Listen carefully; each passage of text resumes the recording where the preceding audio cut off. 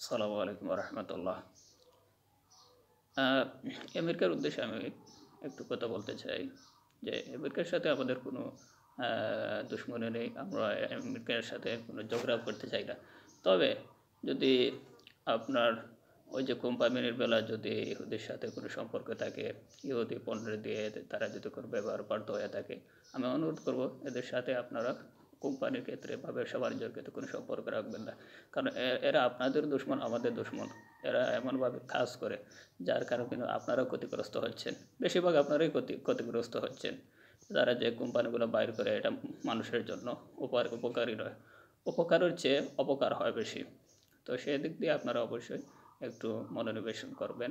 আর আরেকটা কথা হচ্ছে যে আপনারা যে কোম্পানির সামানগুলো যে পণ্যগুলো ব্যবহার করেন এটা অবশ্যই মানসম্মত হবে, ইসলামিক দিক দিয়ে শরীয়ত মোতাবেক হতে হবে। আমাদের এক্ষেত্রে কোনো বাধা নেই। তবে এটা যদি আপনার আমাদের ইসলাম বিরোধী হয়, এটা আসলে আমরা ধর্মপ্রাণ মানুষ, এটা আমরা কখনো বরদাস্ত করব না। এটা আমাদের শরীরে যদি কোনো ক্ষতি হয় বা ইসলাম বিরোধী হয়, আল্লাহ বিরোধী হয়, এটা আমরা মেনে নেব না।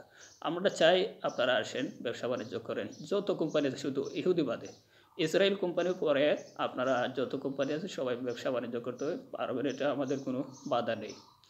আর আমাদের দেশে যে বিশৃঙ্খলা সৃষ্টি হয়েছে একমাত্র উদ্দেশ্য হচ্ছে আপনার ফিলিস্তিনকে নিয়ে। আমাদের ফিলিস্তিনের সেই ভাই বোনদের ওপর যে অমানুষিক অত্যাচার হচ্ছে, এটার ফলশ্রুতিতে আমরা কিন্তু এই কাজটা করেছি। এতে আপনারা কোনো ভুল বুঝবেন না। আপনাদের যদি কোম্পানি সহি হয়ে থাকে আমাদের কোনো বাধা নেই। আর যদি ইহুদির সাথে কোনো কোম্পানির শেয়ার হয়ে থাকে, দয়া করে আমি অনুরোধ করে বলছি আপনারা ইহুদির সাথে সম্পর্ক ছিন্ন করেন। এরা এরা বিশ্ব মানবজাতির শত্রু।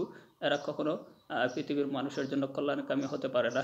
এরা মানুষের ধ্বংস বয়ে আনে, মানুষকে অযথা কষ্টের মধ্যে ফেলে এবং নিজেরা আধিপত্য বিস্তারের মাধ্যমে, নিজেদের সেই ক্ষমতা প্রয়োগের মাধ্যমে এরা কিন্তু বিশ্ব মানুষকে ধ্বংস করে নিজেরাই প্রতিষ্ঠিত হতে চায়।